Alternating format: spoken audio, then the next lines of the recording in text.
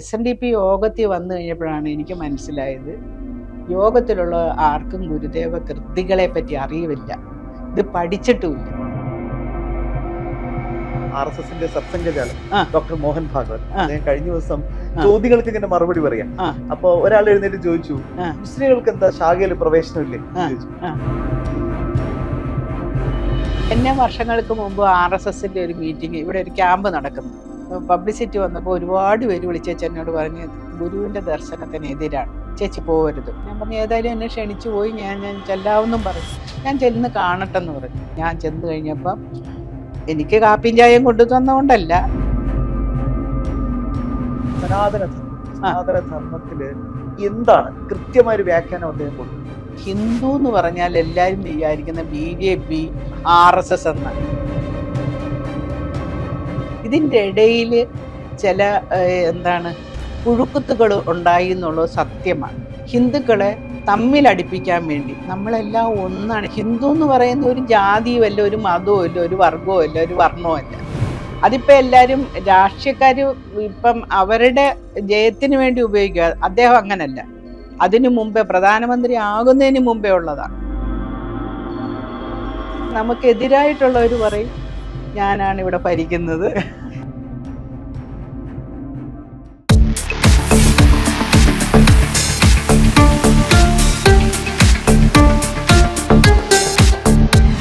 നമസ്കാരം. ജനൻ ടിവിയുടെ പ്രിയപ്പെട്ട പ്രേക്ഷകർക്ക് വ്യൂ പോയിന്റ് എന്ന പ്രത്യേക പരിപാടിയിലേക്ക് സ്വാഗതം. പ്രശസ്തരായ വ്യക്തികൾ, സമൂഹത്തിൽ വളരെയധികം സ്വാധീനം ചെലുത്തുന്ന പ്രധാനപ്പെട്ട വ്യക്തികൾ, അവർ മനസ്സ് തുറക്കുകയാണ് ഈ പ്രത്യേക പരിപാടിയിലൂടെ. ഇന്ന് ഈ വ്യൂ പോയിന്റ് ആദ്യ പതിപ്പിൽ നമുക്കൊപ്പം ചേരുന്നത് മറ്റാരുമല്ല, SNDP യോഗം ജനറൽ സെക്രട്ടറി ശ്രീ വെള്ളാപ്പള്ളി നടേശന്റെ പ്രിയ പത്നി, ഒപ്പം SN ട്രസ്റ്റ് ഡയറക്ടർ ബോർഡ് അംഗം കൂടിയായ ശ്രീമതി പ്രീതി നടേശനാണ്. സ്വാഗതം. സ്വാഗതം. അമ്മേ, എനിക്ക് തോന്നുന്നു അമ്മ എന്ന് വിളിക്കാനാണോ അത് കേൾക്കാനാണോ കൂടുതൽ ഇഷ്ടം, അതോ ചേച്ചി എന്ന് വിളിക്കാനാണ് കേൾക്കുന്നതാണോ അമ്മയ്ക്ക് കൂടുതൽ ഇഷ്ടം? അമ്മയെന്ന് വിളിക്കുന്നത്. ഞാനിവിടെ കല്യാണം കഴിച്ച് വരുമ്പോൾ എനിക്ക് 17 വയസ്സ് കഴിഞ്ഞ് 18 തികഞ്ഞിട്ടില്ല. അന്നു മുതൽ എന്നേക്കാൾ മൂത്ത ആളുകൾ 80 വയസ്സുള്ളവർ ചേച്ചി എന്ന് വിളിച്ചാണ് അന്ന് കേട്ടിരുന്നത്. ഇന്നിപ്പം എല്ലാവരും എന്നെ തുഷാറിൻ്റെ അമ്മ എന്നുള്ള രീതിയിൽ യൂത്ത് മൂവ്മെൻറ്റിലുള്ള കുട്ടികളും SNDPയിലുള്ളവരെല്ലാം അമ്മയെന്നാണ് വിളിക്കുന്നത്. എനിക്കിപ്പോൾ 76ാമത്തെ വയസ്സിലേക്ക് പോവുകയാണ്. അപ്പോൾ ആ ഒരു അമ്മുമ്മ, അതാണ് എനിക്ക് ഏറ്റവും ഇഷ്ടം.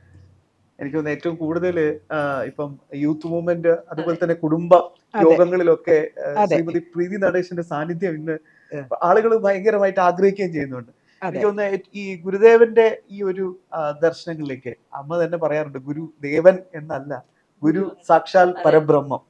ആ ഒരു കോൺസെപ്റ്റിലാണ് അമ്മ കൃത്യമായി തന്നെ അദ്ദേഹത്തിന്റെ ആശയങ്ങള്, അവിടുത്തെ കൃതികളൊക്കെ അദ്ദേഹം എന്ന് പോലും വിളിക്കാൻ പാടില്ല. നാം ശരീരമല്ല അറിവാകുന്നു എന്നാണ് ഗുരു പറഞ്ഞിരിക്കുന്നത്. ആ ഗുരുവിനെ മനസ്സിലാക്കാതെ പോയതാണ് ഭാരതത്തിന് പറ്റിയ കുഴപ്പം, ലോകത്തിന് പറ്റിയത്. ഗുരുവിന്റെ ദർശനം ലോകം മുഴുവൻ പ്രചരിപ്പിക്കേണ്ട ഒരു ചുമതലയാണ് ഭാരതത്തിനുള്ളത്. അത് ജാതി മത വ്യത്യാസങ്ങൾക്ക് അതീതമായി മനുഷ്യരെല്ലാം ഒന്നാണെന്ന് ഗുരു പറഞ്ഞിട്ടുണ്ട്. ഇന്ന് ലോകത്ത് നടമാടുന്ന എല്ലാ പ്രശ്നങ്ങൾക്കും പരിഹാരം ശ്രീനാരായണ ദർശനത്തിലുണ്ട്. അപ്പോൾ നമുക്കറിയാം ഗുരുവിന്റെ ആശയങ്ങൾ നമ്മൾ ഉൾക്കൊള്ളുന്ന സമയത്ത് ഇങ്ങനെ നല്ലൊരു മനുഷ്യനാകണം എന്നുള്ളത് കൃത്യമായി നമ്മളെ പഠിപ്പിക്കുന്ന ദർശനം ഉണ്ട്. ശ്രീനാരായണ ധർമ്മം എന്ന് പറഞ്ഞ് ഒരു മനുഷ്യൻ എങ്ങനെ ജനിക്കണം, അവൻ എങ്ങനെ വളരണം, അവൻ്റെ മരണം വരെ എങ്ങനെയൊക്കെ നമ്മൾ ആചരിക്കണം, പഞ്ചശുദ്ധി, പഞ്ചധർമ്മം, പഞ്ചമഹായജ്ഞം, അതിവിടെ പറയാൻ പോയാൽ കടൽ പോലുള്ള കാര്യങ്ങളാണ്. അപ്പോൾ ഒരു നല്ല കുഞ്ഞെങ്ങനെ ഉണ്ടാവണം, ഒരു ഭാര്യയും ഭർത്താവും ഒരു സ്ത്രീയും പുരുഷനും വിവാഹം കഴിക്കുമ്പോൾ മുതൽ അവർക്ക് നല്ലൊരു കുഞ്ഞുണ്ടാകുന്നത് എപ്പോഴാണ്, ആ കുഞ്ഞിനെ വളർത്തിയെടുക്കേണ്ടത് എങ്ങനെയാണ്, അത് കുടുംബത്തിന് മാത്രമല്ല ലോകത്തിനും കൂടെ ഉപകാരപ്രദമായ മക്കളെ സൃഷ്ടിച്ചെടുക്കുന്ന മാതാപിതാക്കളാവേണ്ടത് എങ്ങനെയാണെന്നാണ് ഗുരു പഠിപ്പിക്കുന്നത്. അത് ഈ ശ്രീനാരായണ ധർമ്മം പഠിച്ചു കഴിഞ്ഞാൽ നമുക്ക് മനസ്സിലാകും. ഈ കുടുംബയോഗങ്ങളിലൊക്കെ സംസാരിക്കുമ്പോൾ കൂടുതൽ അമ്മ സംസാരിച്ചു കേട്ടിട്ടുള്ളൊരു വിഷയം അത് തന്നെയാണ് ശ്രീനാരായണ ധർമ്മം. അത് പ്രചരിപ്പിച്ചു കഴിഞ്ഞാൽ അതിപ്പോൾ ഒരുപാട് റിസർച്ച് ചെയ്യുന്നുണ്ട്. ഇതൊന്നും ഇപ്പോൾ പുതിയതായ കാര്യങ്ങളല്ല, സനാതന ധർമ്മത്തിലുള്ള കാര്യങ്ങളാണ്. അത് ഗുരു തന്നെ പറയുന്നുണ്ട്, ഉപനിഷദൂക്തി രഹസ്യമോർത്തിടേണം. ആ ഉപനിഷത്തുകൾ വെച്ചുകൊണ്ട് വേണം ഗുരുവിൻ്റെ കൃതികൾ നമ്മൾ പഠിക്കാൻ. അപ്പോൾ ഗുരു സനാതന ധർമ്മിയാണോ ഹിന്ദുവാണോ പല പല സംശയങ്ങളാണ് ആളുകൾക്ക്.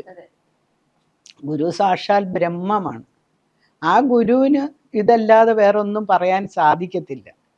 ഗുരു സാക്ഷാൽ ആയത് എങ്ങനെയാണെന്ന് ചോദിച്ചാൽ, ഗുരുവിൻ്റെ ചെറുപ്പകാലത്ത് മാടനാശാൻ്റെയും കുട്ടിയമ്മയുടെയും മകനായി നമ്മളെപ്പോലെ തന്നെ ഒരു മനുഷ്യപുത്രനായിട്ടാണ് ഇവിടെ ജനിച്ചത്. ഗുരുവിൻ്റെ തപസ്സിലൂടെ ഗുരു മനസ്സിലാക്കുകയാണ് നാം ആരാണെന്ന്. അതാണ് കുമ്മമ്പള്ളി ആശാൻ്റെ അടുക്ക പഠിക്കാനായിട്ട് വന്നപ്പോൾ വാരണപ്പള്ളി വെച്ചാണ് ആദ്യത്തെ ദർശനം ഗുരുവിന് കിട്ടുന്നത്. അതാണ് ശ്രീകൃഷ്ണ ദർശനം. ആ ദർശനത്തിലൂടെ ഗുരു മനസ്സിലാക്കുന്നു, വെറും നാണുമായിരുന്ന ശ്രീനാരായണ ഗുരു എന്നാണ് പിന്നെ ഒപ്പിടുന്നത്. നമ്മൾ ആരും അങ്ങനെ ഒപ്പിട്ട് കണ്ടിട്ടില്ല. ശ്രീനാരായണ ഗുരു എന്നാണ് ഗുരു എഴുതുന്നിടത്തെല്ലാം എഴുതുന്നത്. അങ്ങനെ ഗുരു ഓരോ കുണ്ടലിനി ശക്തി ഉണർത്തി സഹസ്രാര പത്മത്തിലേക്ക് വന്നു കഴിഞ്ഞപ്പോൾ അത് ഓരോരോ ദർശനങ്ങളാണ്. അതിവിടെ പറഞ്ഞാൽ നമ്മൾ തീരത്തില്ല. ഒരു മാസമല്ല, ഒരു വർഷം പഠിച്ചാൽ പോലും തീരാത്ത കാര്യങ്ങളാണ് ഗുരു അതിനകത്ത് എഴുതി വെച്ചിരിക്കുന്നത്. അങ്ങനെ ഗുരുവിൻ്റെ ഓരോ കൃതികളിലും പറയുന്നുണ്ട്, 1000-10,000 സൂര്യൻ ഒന്നിച്ചുയരുന്നത് നാം കണ്ടു എന്ന് പറഞ്ഞാൽ ഒരു സൂര്യനെ പോലും നമുക്ക് നഗ്നനേത്രങ്ങൾ കൊണ്ട് കാണാൻ പാടില്ല. അപ്പോൾ അങ്ങനെ സൂര്യൻ ഉദിച്ച് നിൽക്കുകയാണെങ്കിൽ നമ്മളെല്ലാം ഉരുകി ഒലിച്ച് ഇല്ലാതാകും. എന്നിട്ടും നാം ഉണ്ടായിരുന്നു എന്നാണ് പറഞ്ഞത്. നാം ഉണ്ടായിരുന്നു. നാം ശരീരമല്ല, അറിവാകുന്നു. ശരീരം ഉണ്ടാകുന്നതിന് മുമ്പും നാം ഉണ്ടായിരുന്നു. ഇനി ഇതൊക്കെ ഇല്ലാതെ പോയാലും അറിവായ നാം ഇപ്രകാരം പ്രകാശിച്ചുകൊണ്ട് തന്നെ ഇരിക്കും. ഇതാണ് ഗുരു നമ്മളോട് പറഞ്ഞു തന്നിരിക്കുക. അന്നേരം ഗുരു സാക്ഷാൽ ബ്രഹ്മമാണോ അല്ലയോ എന്ന് സംശയം വരുന്ന പലരും ഉണ്ട്. അത് ഗുരുവിൻ്റെ ഓരോ കൃതികളിൽ കൂടെ നമ്മൾ കയറിയെങ്കിലേ മനസ്സിലാവത്തുള്ളൂ. ഗുരു പിന്നെ കുണ്ടലിനി പാട്ടെന്ന് പറഞ്ഞ ഒരു കൃതി എഴുതിയിട്ടുണ്ട്.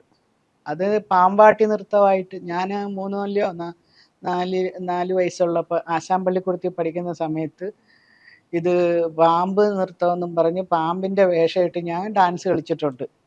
ആട് പാമ്പേ പുനം തേടു പാമ്പ്, ഈ ട്യൂണിലായിരുന്നു. പക്ഷേ ഇത് ഗുരുവിൻ്റെ കൃതിയാണെന്നോ ഒന്നും എനിക്ക് മനസ്സിലായിട്ടില്ല. അന്ന് ആശാമ്പള്ളിക്കുടത്തിൽ ഈ പാട്ട് പാടിച്ച് ഒരു ഡാൻസ് മാസ്റ്റർ വന്നു, പഠിച്ചു.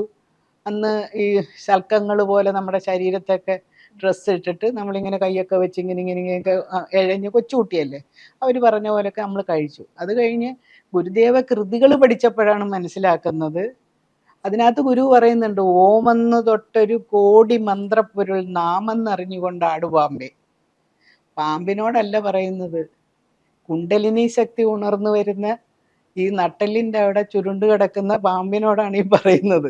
അത് നട്ടലിനെ നമ്മുടെ സഹസ്രാര പത്മത്തിലേക്ക് മുകളിലേക്ക് വരികയാണ്. അത് ഓരോ ദർശനം കഴിയുമ്പോൾ ഗുരു ആ തലത്തിലേക്ക് ഉയരുകയാണ്. അങ്ങനെയാണ് ഗുരു പറയുന്നത് നാം ശരീരമല്ല എന്ന്. അപ്പോൾ ഓമിൽ അടങ്ങിയിരിക്കുന്ന ആരൊക്കെ? ബ്രഹ്മ വിഷ്ണു മഹേശ്വരന്മാർ. അത് മൂന്നും നാം തന്നെ എന്ന് പറഞ്ഞാൽ പിന്നെ വേറെ വല്ലതും പറയാനുണ്ടോ? അദ്വൈതത്തിനൊരു വെർഷൻ അവിടെ വന്നു കഴിഞ്ഞു. പിന്നെ ഇതൊന്നും വേദവും വേദാന്തവും കടലും കടലാടിയും പോലെ നമുക്ക് ആർക്കും മനസ്സിലാകാത്ത ഒരു വിഷയമാണ്. അത്രയും വലിയ ഗ്രാഹ്യമൊന്നും എനിക്കില്ല. പക്ഷെ എങ്കിലും ഗുരുവിനെ മനസ്സിലാക്കാൻ ചെറിയ രീതിയിൽ ഞങ്ങളുടെയൊക്കെ ഗുരു എന്ന് പറയാനായിട്ട് ശ്രീനാരായണ ലീലാമൃതം എഴുതി തന്ന ആചാര്യനുണ്ട്. നമ്മൾ ആ ആചാര്യൻ പറയുന്നത് വിശ്വപ്രകാശം വിജയാനന്ദ്. അദ്ദേഹത്തിന്റെ ക്ലാസ്സിൽ നിന്നാണ് ഇതെല്ലാം ഞാൻ പഠിക്കുന്നത്. ഞാൻ ആ ചോദ്യത്തിലേക്ക് വരുമായിരുന്നു. കാരണം 3 പ്രധാനപ്പെട്ട വ്യക്തികൾ, ഒന്ന് ആചാര്യൻ അമ്മ തന്നെ പറഞ്ഞ പോലെ വിശ്വപ്രകാശം വിജയാനന്ദ്, അതെ, മറ്റൊരു പ്രധാനപ്പെട്ട ആള് അമ്മാവന് അത് മംഗളാനന്ദ സ്വാമികൾ എന്ന് പറയുന്നത് എൻ്റെ അമ്മയുടെ അമ്മാവനാണ്. പക്ഷെ അന്ന് ഇതെല്ലാം പറഞ്ഞു തന്നെങ്കിലും ചെറുപ്രായത്തിലായതുകൊണ്ട് ഇത് അങ്ങനെ വലിയ ഗഹനമായിട്ട് പഠിച്ചിട്ടില്ല. എവിടെയോ മനസ്സിൻ്റെ ഉള്ളിൽ കിടന്നിരുന്നു. അത് പൊടി തട്ടി എടുക്കാനായിട്ട് ഈ വിശ്വപ്രകാശം വിജയാനന്ദ് വേണ്ടി വന്നു. അതുപോലെ തന്നെ ഞങ്ങളുടെ വിവാഹത്തിന് എൻ്റെ അച്ഛൻ്റെ ഏറ്റവും മൂത്ത സഹോദരിയാണ് ദേവമ്മച്ചി എന്നാണ് ഞങ്ങൾ വിളിക്കുന്നത്. ദേവമ്മച്ചി അത് സന്യാസിനി അമ്മയായിരുന്നു. വിവാഹം കഴിച്ചതാണ്, കുട്ടികളില്ലായിരുന്നു. അവസാനം ഒരു സോദരി മഠം ഉണ്ടാക്കി ഗുരുവിൻ്റെ തന്നെ ശിഷ്യയായിട്ട് അവിടെ ശിവഗിരിയിലുണ്ടായിരുന്നു. അപ്പോൾ ആ അമ്മ ദേവമ്മച്ചി ഞങ്ങളുടെ വിവാഹത്തിന് ഞങ്ങൾക്ക് കൊണ്ടുതന്ന ശ്രീനാരായണ സ്മൃതി എന്ന് പറഞ്ഞ ശ്രീനാരായണ ധർമ്മമാണ്. മനസ്സിലായോ? അപ്പം അതിനകത്ത് സംസ്കൃതത്തിലാണ് ഈ സ്മൃതി എന്ന് പറയുന്നത് എഴുതുന്നത്. അതിൻ്റെ അർത്ഥം മലയാളത്തിൽ എഴുതിയിട്ടുണ്ട്. ഈ 16-17 വയസ്സുള്ളവർക്ക് ഈ ആധ്യാത്മികം പഠിക്കണമെന്നുള്ളൊരു താല്പര്യമില്ലല്ലോ. സാമിനി അമ്മ നമ്മുടെ വിവാഹം കഴിഞ്ഞ അടുത്ത നാളുകളിൽ തന്നെ മരിച്ചുപോയി. അധിക വർഷം ഇരുന്നില്ല. ഉണ്ടായിരുന്നുവെങ്കിൽ ഇതിൻ്റെ ക്ലാസ് പറഞ്ഞു തരികയും എങ്ങനെ വേണോ ഒരു നല്ല കുഞ്ഞുണ്ടാകേണ്ടതെന്ന് ദേവമ്മച്ചി തന്നെ പറഞ്ഞു തന്നേനെ. അത് കേൾക്കാനുള്ള ഭാഗ്യം എനിക്ക് ഉണ്ടായിട്ടില്ല. പക്ഷേ സാമ്യമ്മ പറഞ്ഞു തന്നിട്ടുണ്ട്. പഞ്ചശുദ്ധി, പഞ്ചധർമ്മം, പഞ്ചമഹായജ്ഞം, അതിൽ ഒരു ഗൃഹസ്ഥാശ്രമി പാലിക്കേണ്ട കാര്യങ്ങൾ എന്തൊക്കെയാണ് എന്നൊക്കെ പറഞ്ഞു തന്നിട്ടുണ്ടെങ്കിൽ അതൊക്കെ അവിടെ ഇവിടെയൊക്കെ മുട്ടാതെ കിടക്കുകയായിരുന്നു. അത് മുഴുവനും ഈ ആചാര്യം പഠിപ്പിച്ചപ്പോൾ അതെല്ലാം കൂട്ടിക്കെട്ടി എടുക്കാനും ഈ പല പല താളുകളിൽ കിടക്കുകയായിരുന്നതൊക്കെ അതെല്ലാം എൻ്റെ മനസ്സിലേക്ക് ക്രോഡീകരിക്കാൻ എനിക്ക് സാധിച്ചു എന്നുള്ളതൊരു സത്യം തന്നെ. ഇതിനെല്ലാം അവസരം ഉണ്ടായത് SNDP യോഗം ജനറൽ സെക്രട്ടറി ആയിട്ട് വെള്ളാപ്പള്ളി വന്നത് കാരണമാണ്. അല്ലെങ്കിൽ ഞാൻ ഇത്രയും ഗഹനമായിട്ട് ഗുരുദേവ കൃതികളിലേക്ക്, സോറി ദേവൻ എന്ന് പറയാൻ പാടില്ല, ഗുരു കൃതികളിലേക്ക് ഞാൻ പോകാറില്ലായിരുന്നു. അല്ല, അമ്മ തന്നെ പറഞ്ഞു, നമ്മള് ചെറുപ്പം തൊട്ട് ഗുരുദേവൻ എന്ന് പറഞ്ഞ് ഗുരുദേവ എന്ന് പറഞ്ഞിട്ട് പ്രാർത്ഥിച്ചു. നമുക്കത് അറിയാൻ പാടില്ല, അത് പോയി. അതും ഈ ആചാര്യം പഠിപ്പിച്ചപ്പോഴാണ്. ചെറിയ ചെറിയ ഉപനിഷത്തുകളൊക്കെ ഞങ്ങളെ പഠിപ്പിച്ച്. തൈത്തിരിയോപനിഷത്ത് എന്ന് പറയുന്ന അതിനകത്ത് ബ്രഹ്മാനന്ദവല്ലി എന്ന് പറഞ്ഞ് അതിൻ്റെ വെർഷനിലാണ് പറയുന്നത് മനുഷ്യൻ്റെ സ്ഥാനം ഏത്, പ്രജാപതിയുടെ സ്ഥാനം ഏത്, ദേവൻ്റെ സ്ഥാനം ഏത്, ഗുരുവിൻ്റെ സ്ഥാനം ഏത്. അവിടെ വരുമ്പോഴാണ് 7ാം ക്ലാസ്സിൽ പഠിക്കുന്ന കുട്ടിയെ ഒരു 10ാം ക്ലാസ്സിൽ പഠിക്കുന്ന കുട്ടിയും കൂടെ നമ്മൾ കാണുമ്പോൾ 7ാം ക്ലാസ്സിൽ പഠിക്കുന്ന കുട്ടിയാണ് ഭയങ്കര അറിവുള്ളതെന്ന് പറയുന്നത് പോലാണ് ദേവനെയും ദേവിയെയും കാണിച്ചിട്ട് ഗുരുവിനും താഴെ മുകളിലാണ് അവരെന്ന് പറയുന്നത്. അതാണ് ഒരു ക്ഷേത്രത്തിൽ ഇപ്പം തന്നെ കണിച്ചുകുളങ്ങര ക്ഷേത്രത്തിലെ ഭക്തരാണ് ഞങ്ങളെല്ലാവരും. ആ ക്ഷേത്രത്തിൽ നമ്മൾ തൊഴാൻ പോകുമ്പോൾ അവിടെ ഗുരുവിൻ്റെ പ്രതിഷ്ഠയുണ്ട്.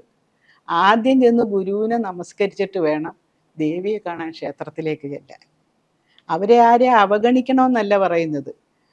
കോടി ദൈവങ്ങളുണ്ടെങ്കിലും ഇതെല്ലാം നമ്മളെ പരിവർത്തനം ചെയ്ത് മനുഷ്യനെ നന്നാക്കാൻ വേണ്ടിയുള്ളതാണ്. അവിടെ ഇരിക്കുന്ന കല്ലിനെ നോക്കിയല്ല നമ്മൾ പ്രാർത്ഥിക്കുന്നത്. അവിടെ ചെല്ലുമ്പോൾ നമ്മുടെ മനസ്സും അവിടെ ഇരിക്കുന്ന വിഗ്രഹത്തിൽ നിന്ന് ഒരുപാട് ഗ്രഹിക്കാനുണ്ട് നമുക്ക്. നമ്മുടെ ശരീരത്തിലേക്ക് ഒരു പോസിറ്റീവ് എനർജി വരികയാണ്. അതാണ് ഗുരു പറഞ്ഞത്, അവിടെയെങ്കിലും ചെല്ലുമ്പോൾ നമ്മൾ നന്നാവട്ടെ, വൃത്തിയോടുകൂടി അവിടെ ചെല്ലുക. അങ്ങനെ ശുദ്ധരായി മനുഷ്യൻ്റെ മനസ്സ് നന്നാവുക. അതിനു വേണ്ടിയാണ് ഈ ക്ഷേത്രങ്ങളെല്ലാം ഉണ്ടാക്കി ദൈവം ഗുരു തന്നത്. ബാലകൃഷ്ണൻ നായർ, പ്രൊഫസർ ബാലകൃഷ്ണൻ നായർ സാറിന്റെ ക്ലാസ് ഏറ്റവും കൂടുതൽ പഠിച്ചിട്ടുണ്ട്. അദ്ദേഹമാണ് ഞങ്ങളുടെ ലീലാമൃതത്തിന്റെ, ശ്രീനാരായണ ലീലാമൃതത്തിന്റെ ഫസ്റ്റ് വോളിയത്തിന് അവതാരിക എഴുതി തന്നത്. അദ്ദേഹം ഞങ്ങൾ കാണാനായിട്ട് ഞങ്ങൾക്ക് ക്ലാസ്സിൽ വന്നിട്ടുണ്ട്. അപ്പം ശ്രീനാരായണ ദർശന പഠന കേന്ദ്രം എന്ന് പറഞ്ഞ് കൊല്ലത്ത് ഞങ്ങൾ ഒരു ഇത് നടത്തുന്നുണ്ടായിരുന്നു. അപ്പോൾ അദ്ദേഹം വന്ന് ക്ലാസ് എടുക്കുമ്പോൾ, അദ്ദേഹം എന്ന് പറഞ്ഞാൽ വേദാന്തമൊക്കെ അരച്ച് കലക്കി കുടിച്ച മനുഷ്യനാണ്. അദ്ദേഹം പറയുന്നത് വളരെ സാധാരണക്കാരായ നമുക്ക് മനസ്സിലാകുകയില്ല. എനിക്ക് ഒട്ടും മനസ്സിലാകുകയില്ല.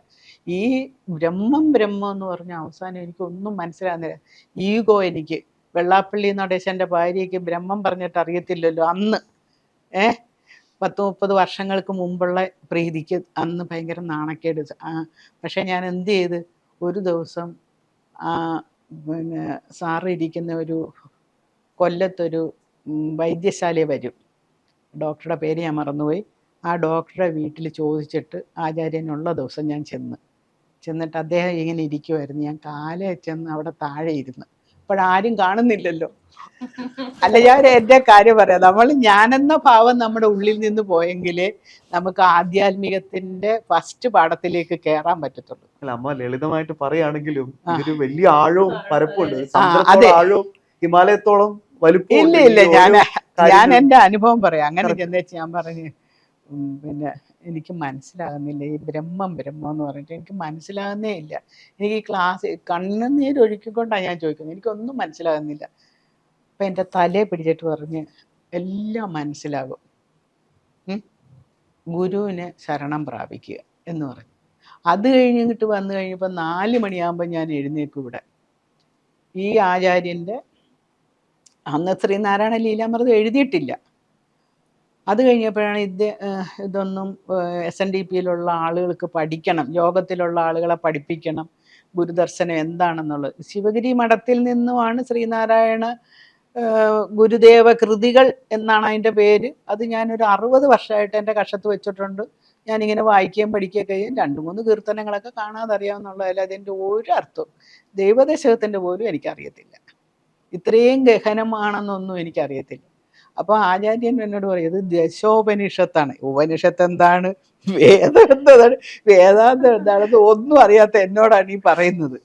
സാമ്യമ്മാൻ പറഞ്ഞ കുറേ ഈ മിത്തുകൾ പോലെ നമ്മൾ കഥകളായിട്ട് നമ്മുടെ മനസ്സിൽ അവിടെ ഇവിടെ കിടന്നേ ഉള്ളൂ. ഇതെല്ലാം കൂട്ടി യോജിപ്പിക്കാൻ ഈ 2 ആചാര്യന്മാരുടെ ക്ലാസ്സുകളിൽ ഇരുന്ന് കഴിഞ്ഞപ്പോഴാണ്. പിന്നെ കുറേ ഇത് കഴിഞ്ഞപ്പോഴത്തേക്ക് അദ്ദേഹത്തിന് സുഖമില്ലാതായി അങ്ങ് മരിച്ചു പോവുകയായിരുന്നു.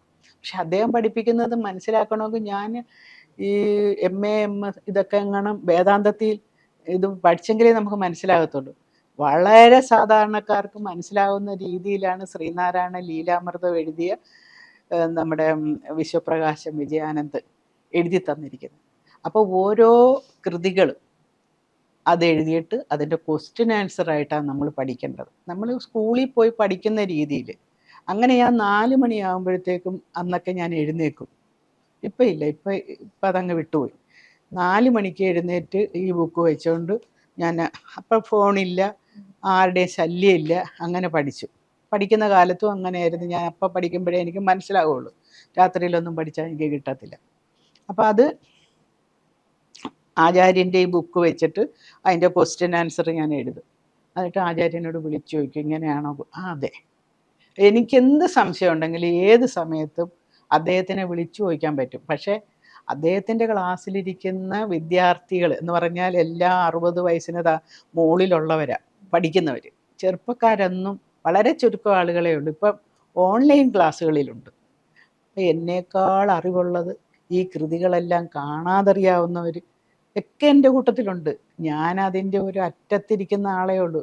അത്രയ്ക്ക് പോലും ഞാൻ പഠിച്ചിട്ടില്ല. പക്ഷേ ഗുരുവിൻ്റെ ദർശനം എന്ന് പറഞ്ഞാൽ അതൊരു സമുദ്രമൊന്നുമല്ല. എന്താ പറയേണ്ടതെന്ന് എനിക്കറിയത്തില്ല. പഠിച്ചാലും തീരുകയില്ല.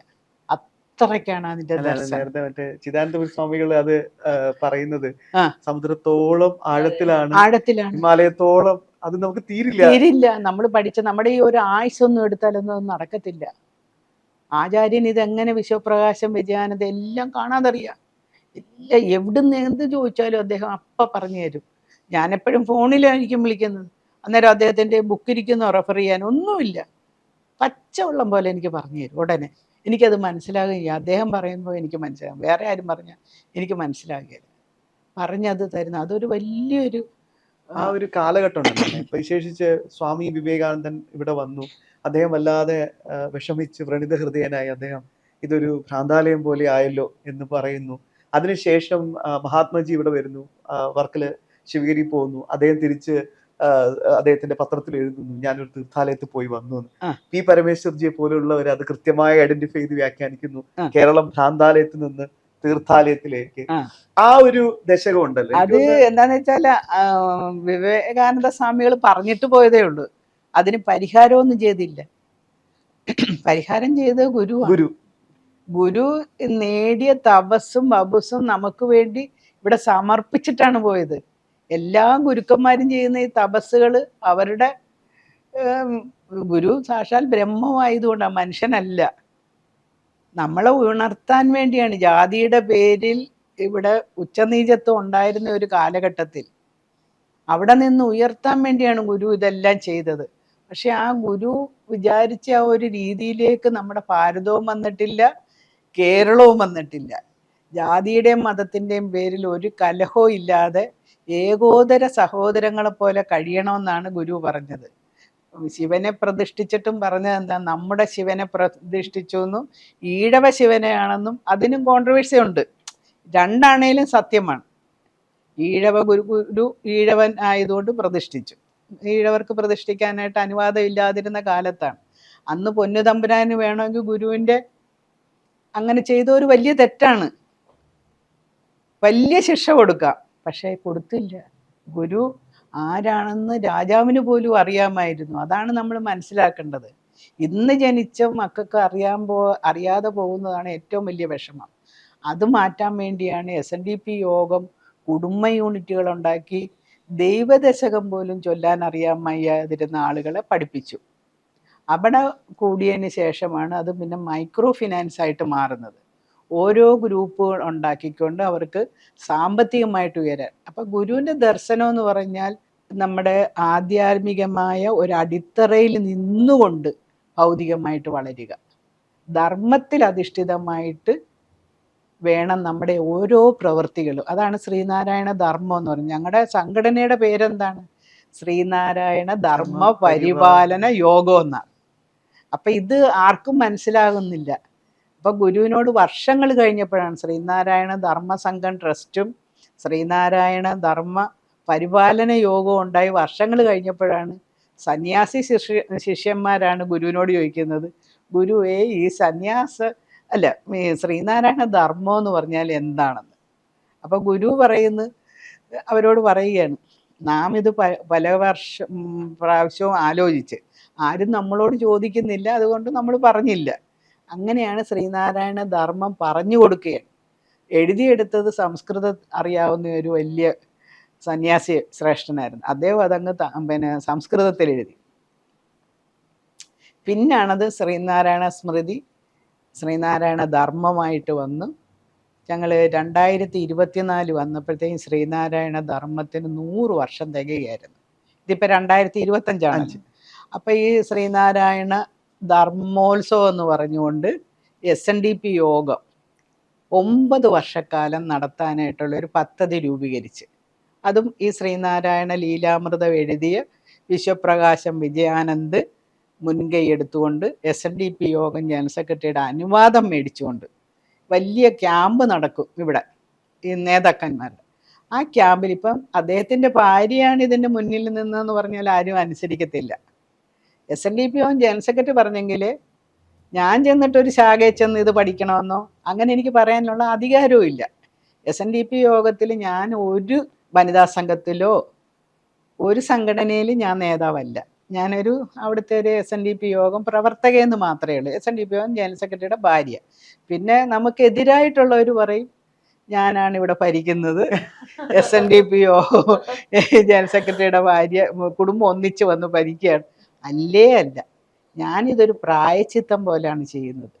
SNDP യോഗത്തിൽ വന്നു കഴിഞ്ഞപ്പോഴാണ് എനിക്ക് മനസ്സിലായത്, യോഗത്തിലുള്ള ആർക്കും ഗുരുദേവ കൃതികളെ പറ്റി അറിയില്ല, ഇത് പഠിച്ചിട്ടുമില്ല. ഗുരുവിനെ പറ്റി ഒന്ന് പഠിപ്പിക്കുക. അതിന് കുടുംബ യൂണിറ്റ്, പ്രാർത്ഥനാ യൂണിറ്റുകൾ, പിന്നെ ജനറൽ സെക്രട്ടറി ഉണ്ടാക്കിയിട്ടുള്ളതാണ്. ആധ്യാത്മികമായിട്ട് ഈ സന്യാസി ശ്രേഷ്ഠന്മാരല്ലാതെ ഇത് ശാന്തിമാരുടെ സംഘടന ഉണ്ടാക്കിയിട്ടുണ്ട്. മരണാനന്തര കർമ്മങ്ങൾ എങ്ങനെ നടത്തണം, വിവാഹം എങ്ങനെ നടത്തണം, അത് ഗുരു പറഞ്ഞ രീതിയിൽ ഇതെല്ലാം പറഞ്ഞ് ചെയ്യിപ്പിക്കുക. ഏകീകരണം ഉണ്ടാക്കുക. ഇങ്ങനെ പലതും ജനറൽ സെക്രട്ടറി നടപ്പാക്കിയതിൻ്റെ കൂട്ടത്തിലാണ് ഈ ശ്രീനാരായണ ധർമ്മോത്സവം നടത്തിയത്. പക്ഷെ നമുക്കത് മുന്നോട്ട് കൊണ്ടുപോകാൻ പറ്റിയില്ല.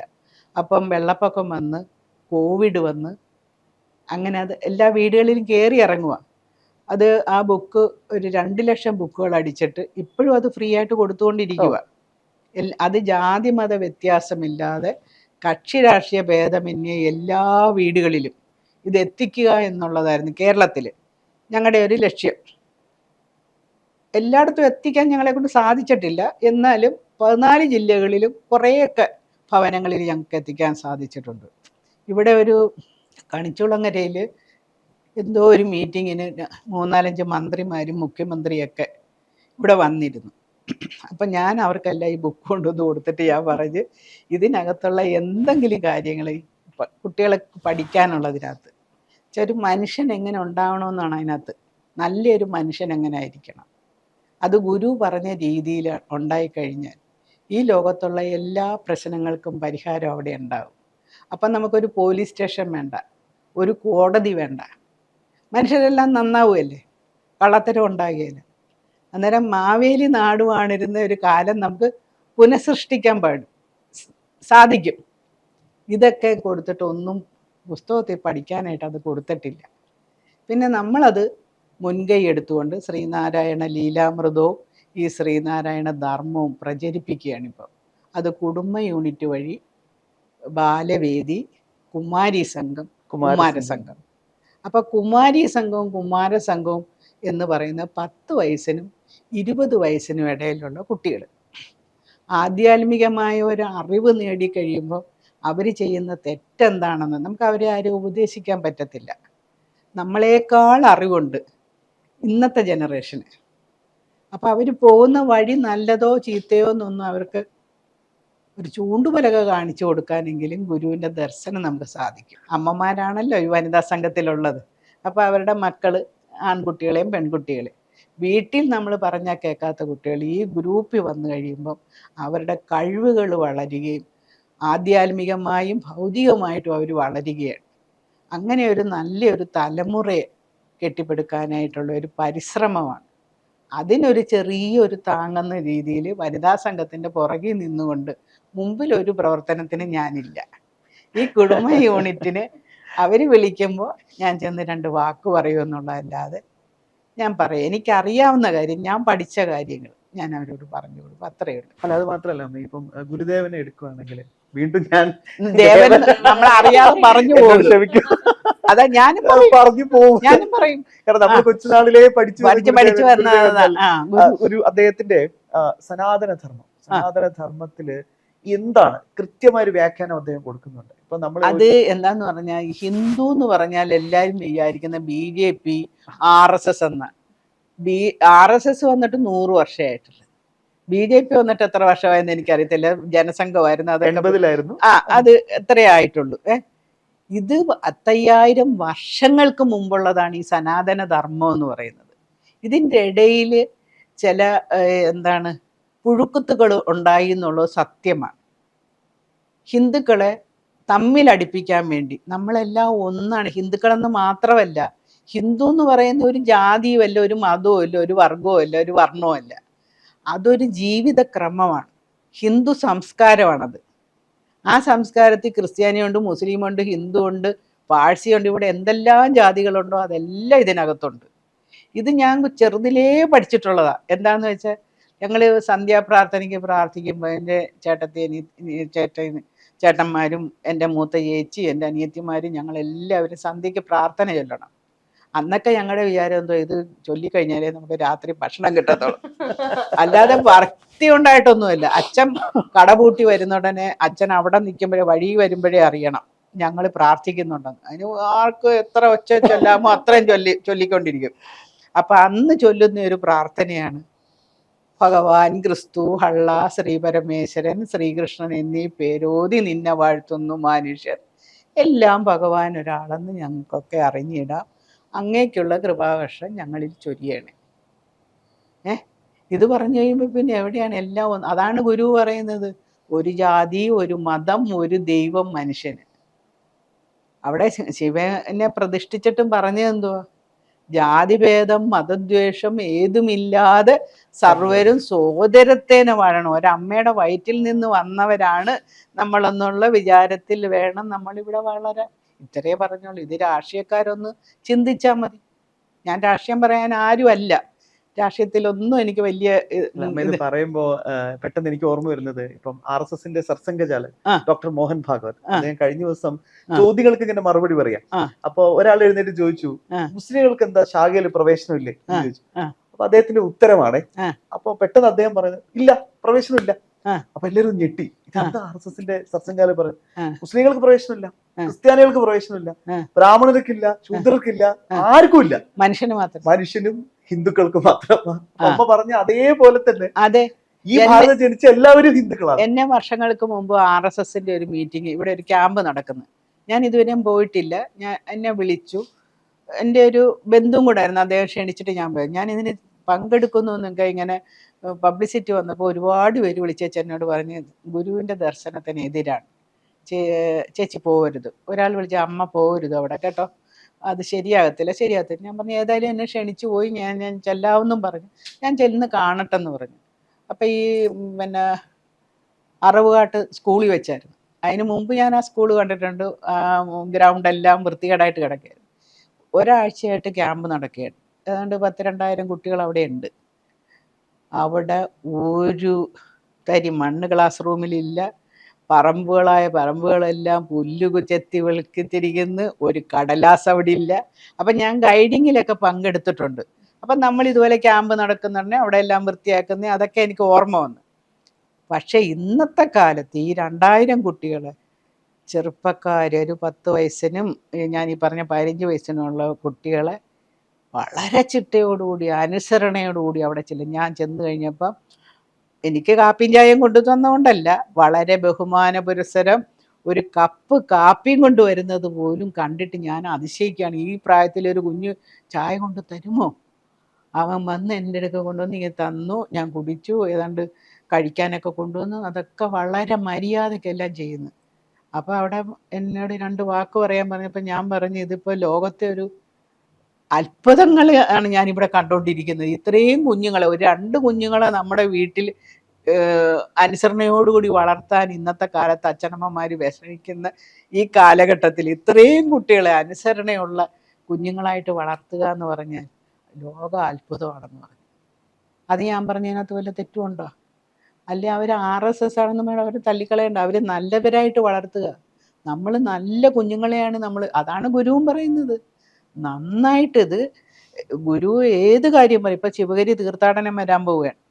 നമ്മുടെ രാജ്യത്തിനും ആളുകൾക്കും പുരോഗതിയും അഭിവൃദ്ധിയും ഉണ്ടാകാനായിട്ടാണ് ഈ തീർത്ഥാടനം നടത്താൻ പറയുന്നത്. അല്ലാതെ പാപപുണ്യ തീർത്ഥാടനം അല്ലത്. മനുഷ്യനെ നന്നാക്കാൻ വേണ്ടിയുള്ള അഷ്ടലക്ഷ്യങ്ങളാണ് പറഞ്ഞിരിക്കുന്നത്.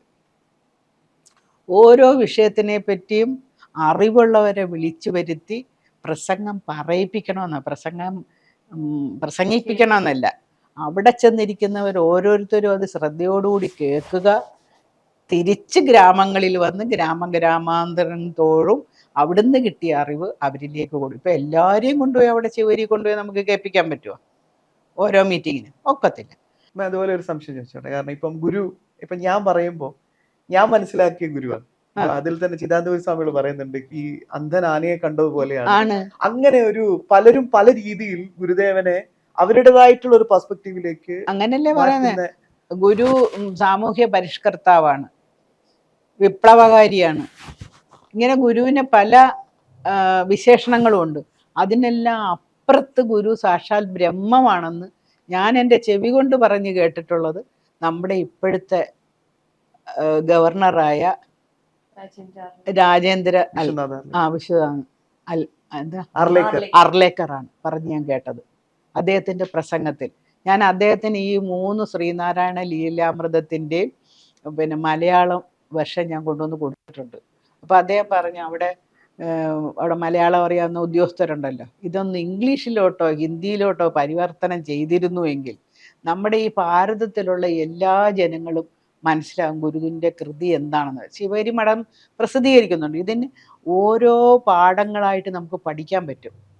അതിനകത്ത് ഗുരു സ്തോത്രങ്ങളുണ്ട്, പിന്നെ ശാന്തി മന്ത്രങ്ങളുണ്ട്, നമ്മുടെ ദേവീദേവന്മാരെയൊക്കെ എങ്ങനെയാണെന്നുള്ളതൊക്കെ വിശദീകരിച്ചിട്ടുണ്ട്.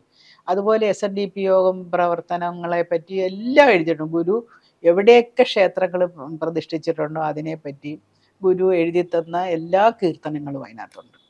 അപ്പം ഗുരു എങ്ങനെ നാണു ആശാനായിട്ടിരുന്ന് എങ്ങനെ ശ്രീനാരായണ ഗുരു ആയെന്നുള്ളതും ഈ കൃതികളിൽ കൂടെ പഠിക്കാം.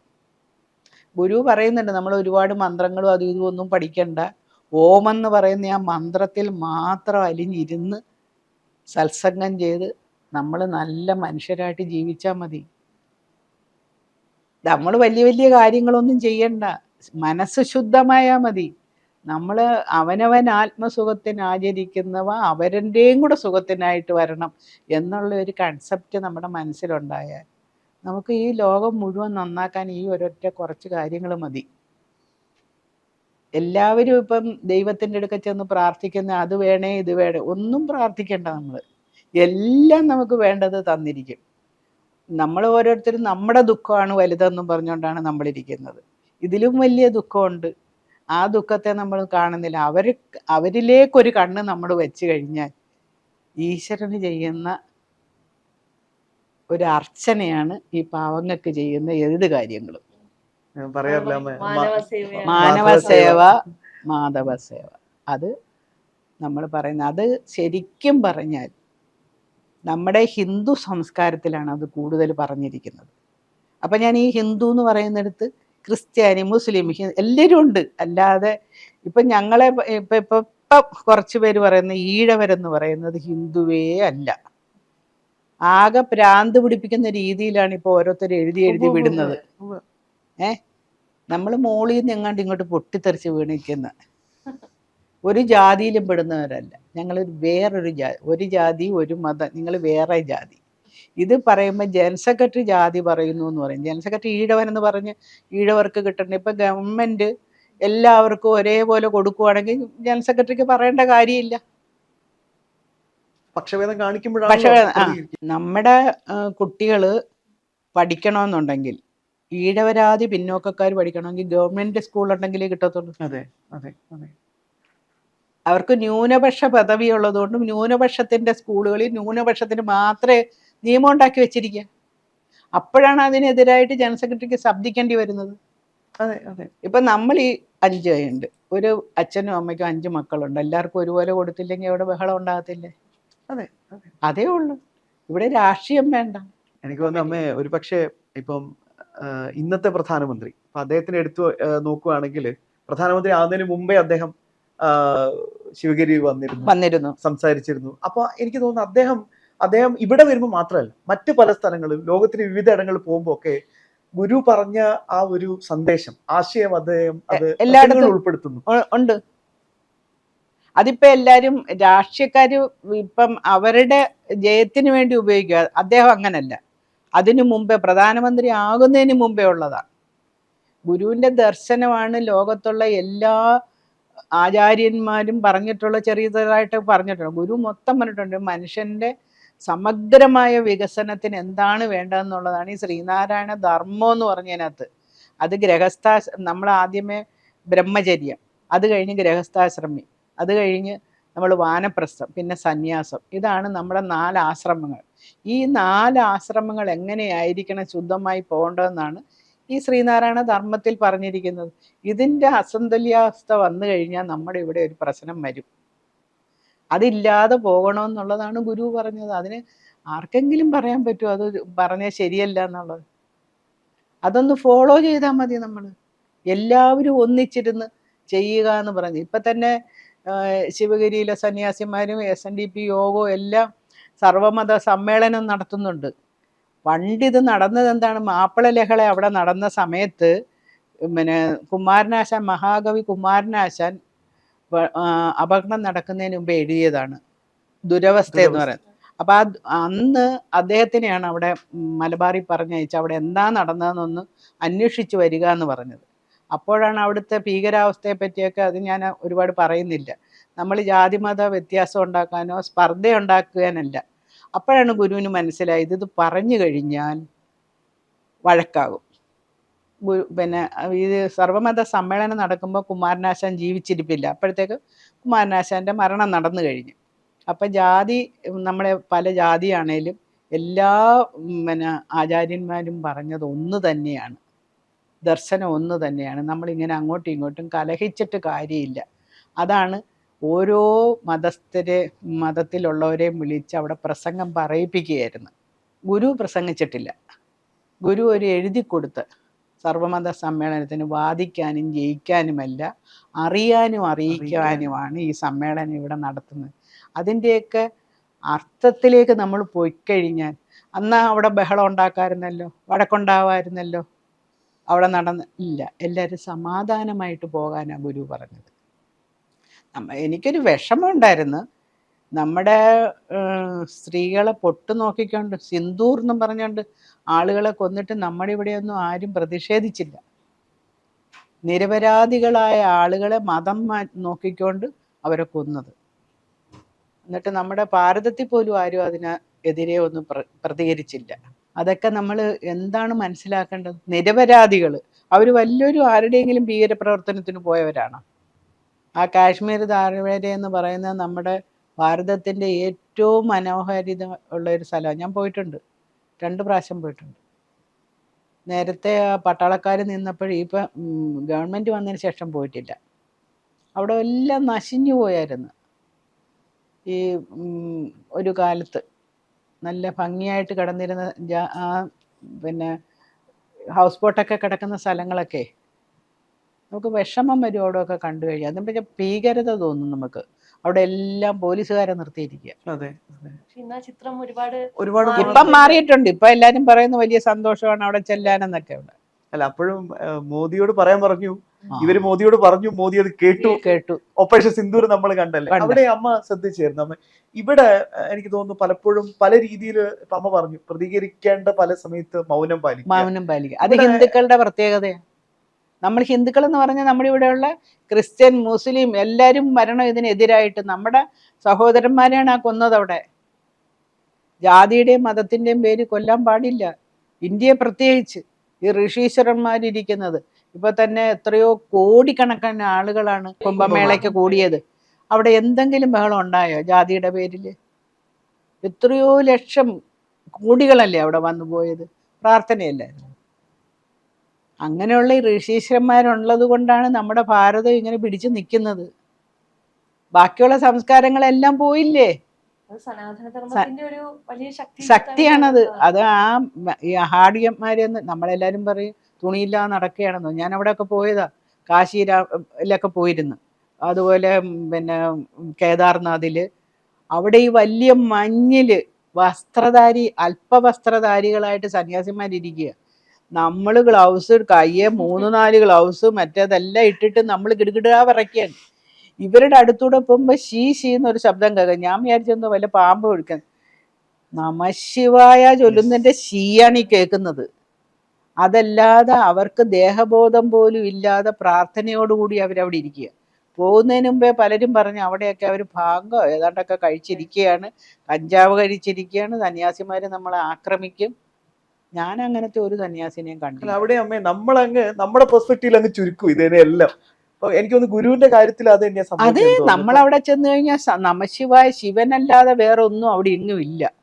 നമ്മളവിടെ വേറെ ഒന്നും നമുക്ക് സംസാരിക്കാനും ഇല്ല.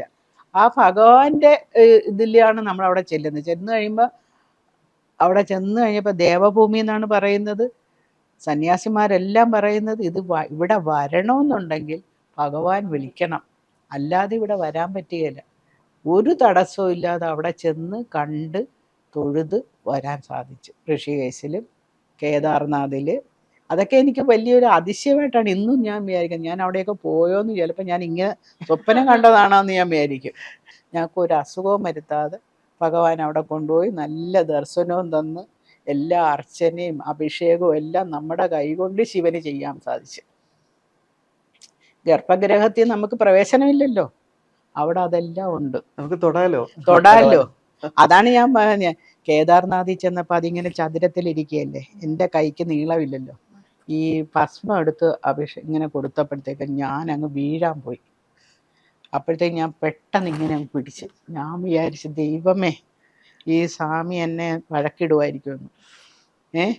കൂൾ മാതാജി നമ്മളെ അങ്ങ് സമാധാനിപ്പിച്ച് അതെല്ലാം ശരിയാക്കി വിളിച്ച്. അത് കഴിഞ്ഞിട്ട് ജലവും കൂടെ തന്ന് അതും ധാരയൊക്കെ ചെയ്ത് ഭസ്മം എടുത്ത് നെറ്റിക്കെല്ലായിട്ട്. അപ്പോഴാണ് നമ്മുടെ ശിവനല്ലാതെ ശിവമയം അവിടെ ചെന്നിട്ട്. അതാണ് അന്ന് കോഴിക്കോട് വെച്ച് ഒരു മുസ്ലിം പെൺകുട്ടി തട്ടവിട്ട ഒരു കൊച്ചു വന്ന് നടേശനെ സ്റ്റേജിൽ കയറി കെട്ടിപ്പിടിച്ച് ഉമ്മ കൊടുത്തു. അപ്പോൾ ഒരു നേരത്തെ പറഞ്ഞില്ലേ പത്രപ്രവർത്തകർ തന്നെ 2. അപ്പൊ അയാൾ എന്നോട് ചോദിക്കുക ഇത് തന്നെ ഫാൻസി ഡ്രസ്സാണോ എന്ന്. അതെ, ദേശഭക്തി ഗാനമാണ്.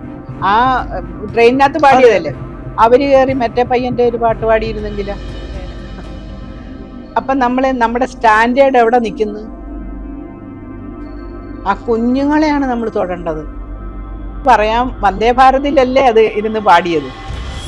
അങ്ങനത്തെ ഒരു ട്രെയിൻ നമുക്ക് സ്വപ്നം കാണാൻ പറ്റുമോ? ഏറ്റവും കണ്ടം ചെയ്ത ട്രെയിൻ ബോഗികളാണ് ഇവിടെ പണ്ട് ഓടിക്കൊണ്ടിരുന്നത്.